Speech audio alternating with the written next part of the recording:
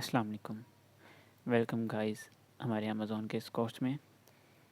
इस कोर्स में हम आपको बताएंगे कि बिना इन्वेस्टमेंट लगाए आप अमेज़न से कैसे एक अच्छी खासी अर्निंग कर सकते हैं और अमेज़न पे इन्वेस्टमेंट लगा के अर्निंग करने के कौन-कौन से तरीके हैं और कैसे ये सारा काम आप कर सकते हैं। इस कोर्स में मैं आपको एक-एक चीज़ बड़ी एक्सप्लेनेशन से समझाऊँगा, जैसे छोटे बच्चों को समझाया जाता है बिल्कुल ऐसे ही, क्योंकि मैं जानता हूँ बहुत सारे लोग जो है ना वो फ्रेशर होंगे, उनको अमेज़न के बारे कुछ पता नहीं होगा। ऐसे लोग भी हमारी वीडियोस देखेंगे।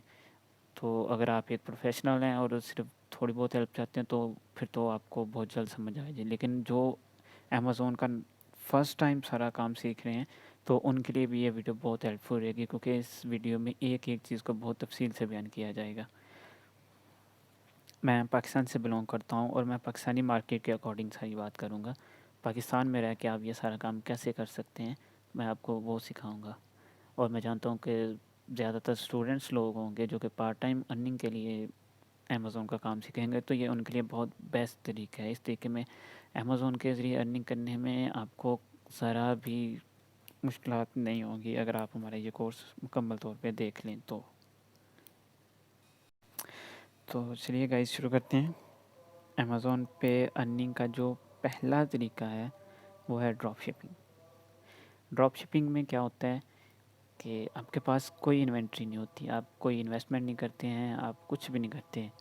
आप एक दूसरी वेबसाइट जैसे कि अलीबाबा हो गई, शॉपिफ़ाई हो गई, वॉलमार्ट हो गई, आप उन वेबसाइट से एक प्रोडक्ट को देखते हैं, प्रोडक्ट हंटिंग के थ्रू देखते हैं और उस प्रोडक्ट को अपने अमेज़न अकाउंट के ऊपर लिस्ट कर देते हैं और देखते हैं कि अगर उस प्रोडक्ट की प्राइस है अमेज़न व शॉपिफ़ाई से फॉर एग्ज़ाम्पल आपने एक प्रोडक्ट उठाया, उसकी असल में प्राइस है $5, तो आप क्या करते हैं कि अमेज़न पे उसको $6 या $7 में आप उसको लिस्ट कर देते हैं। आपके पास कस्टमर आता है, आपको ऑर्डर देता है, तो आप क्या करते हो कि शॉपिफ़ाई से मंगवा के प्रोडक्ट उसको डिलीवर कर देते हो और अपना कमीशन जो है ना वो रख लेते हैं।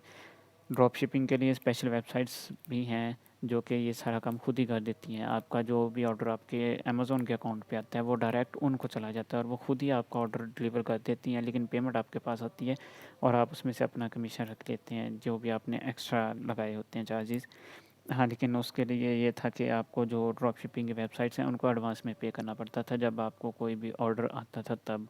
तो ये बहुत एक आसान तरीका था बिना किसी इन्वेस्टमेंट के अर्निंग का। लेकिन मसला अब ये है दोस्तों कि अमेज़न ने पाकिस्तान में ड्रॉप शिपिंग को बंद कर दिया है। ऑफ़िशियली बंद नहीं किया, लेकिन वो ऐसा कर रहे हैं कि जो भी अकाउंट ड्रॉप शिपिंग करता हुआ उनको नज़र आता है, वो उसको बैन कर देते हैं बिना किसी रीज़न के, बिना कुछ कहे, बिना कोई वार्निंग दिए। चाहे अकाउंट की हेल्थ 100% भी हो, उसको बंद कर देते हैं। तो इसलिए ड्रॉप शिपिंग वाला मेथड जो है ना वो तो तकरीबन ख़त्म हो चुका है पाकिस्तान से। जो कोई भी अगर कर रहा है तो वो कैसे कर रहा है वो मैं आपको अपनी नेक्स्ट वीडियोज़ में जब ड्रॉप शिपिंग के ऊपर आपको एक लेक्चर दूँगा तब बताऊँगा। अभी चूँकि ये ओवरव्यू है तो इसमें इतना ही काफ़ी है। दूसरा जो मेथड है वो है होलसेल एफबीए। होलसेल एफबीए होता है कि आप एक इन्वेंट्री लेते हैं, यानी कि आप पहले इन्वेस्टमेंट करते हैं अमेज़न के ऊपर।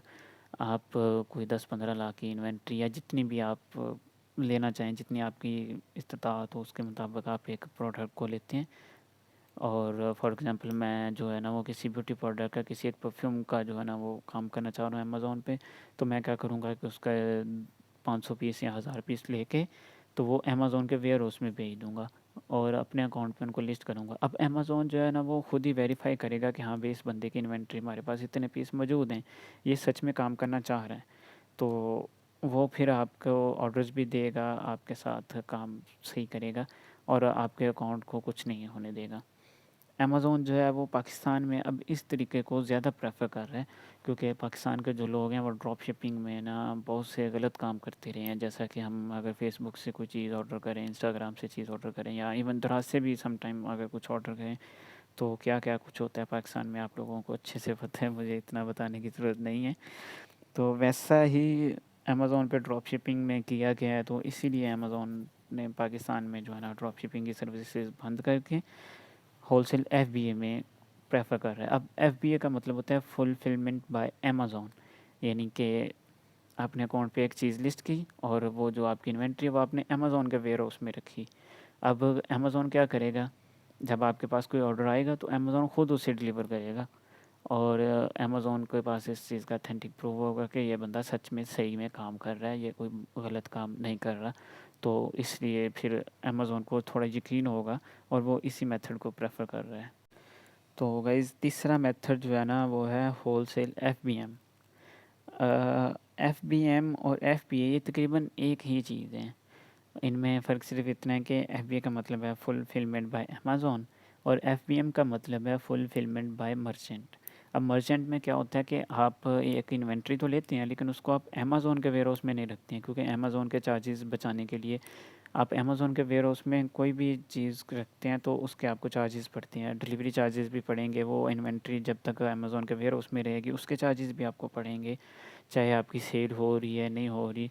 लेकिन जो आपका स्टॉक पड़ा हुआ है उसके चार्जेस आपको वेयर हाउस के पे करना पड़ेंगे और वो चार्जेस ज़्यादा होते हैं। तो कुछ लोग क्या करते हैं कि प्राइवेट वेयर हाउस हायर कर लेते हैं। लाइक अमेज़न में कुछ प्राइवेट कंपनीज भी हैं जो कि SI सर्विसेज दे रही हैं, तो वो क्या करेंगे, 1000 पीस 500 पीस जितने भी उनकी इन्वेंट्री है वो जो है वो अपने प्राइवेट वेयर हाउस में भेज देंगे। उसको कहते हैं फुलफिलमेंट बाय मर्चेंट।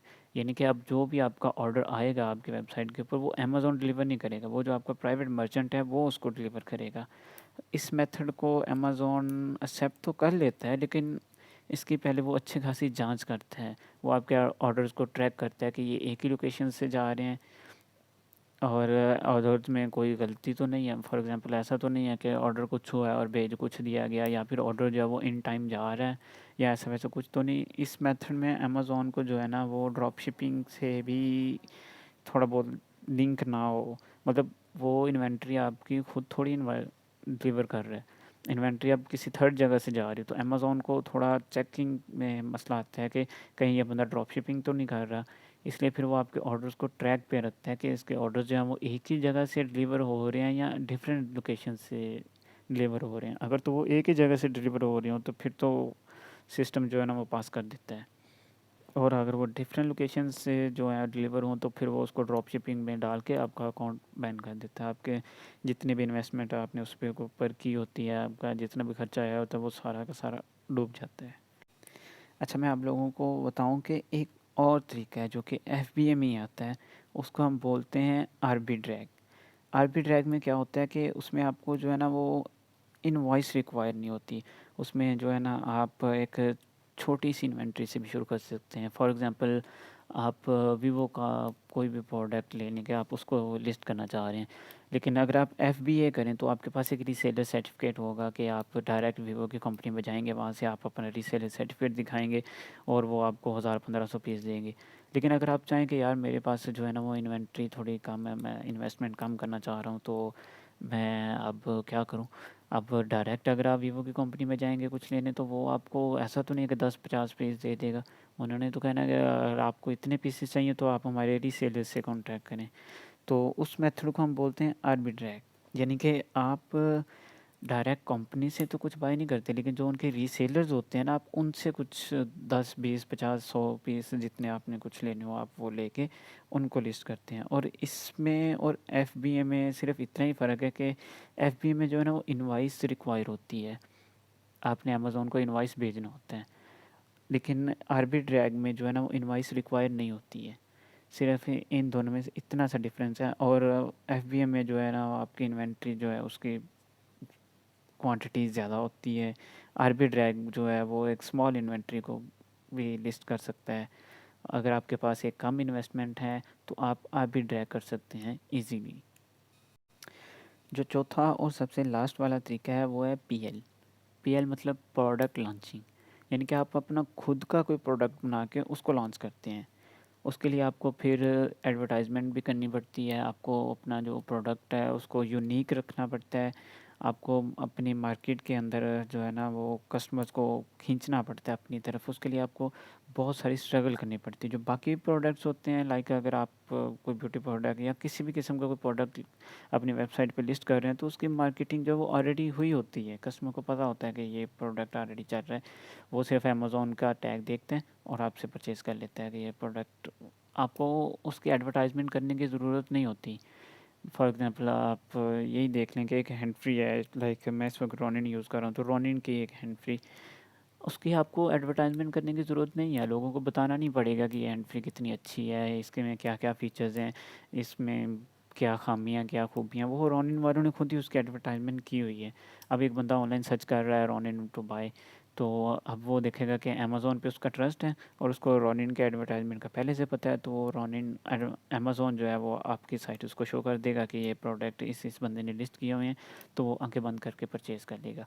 लेकिन अगर आप अपना एक प्रोडक्ट लॉन्च कर रहे हैं, अब जैसे मैं आपको एग्जांपल हैंड फ्री के रिलेटेड दे देता हूँ। आप अपनी कोई कंपनी बनाते हैं, फॉर एग्ज़ाम्पल आप अपनी एक न्यू कंपनी बनाई, उसके आपने हैंड फ्रीज लॉन्च करना शुरू कर दी।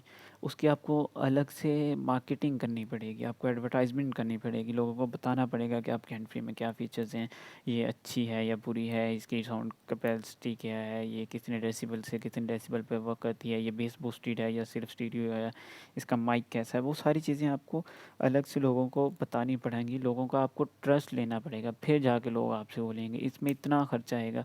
और फिर जो है सम टाइम ऐसा होता है कि आपके प्रोडक्ट पे लोगों को पता ही नहीं चलता। आप 1000 पीस बना के अपनी इन्वेंट्री अमेज़न को भेज देते हैं या अपने मर्चेंट को भेज देते हैं और वो वहाँ पे पड़ी रहती है। आपको उसके चार्जेस अलग से बढ़ते हैं, आपको एक भी ऑर्डर नहीं आता। तो ये सिर्फ प्रोडक्ट लॉन्चिंग के केस में जो है ना वो 100 में से मेरे ख्याल से तो कोई 20% लोग ही होंगे जिनका प्रोडक्ट जो चल जाता होगा।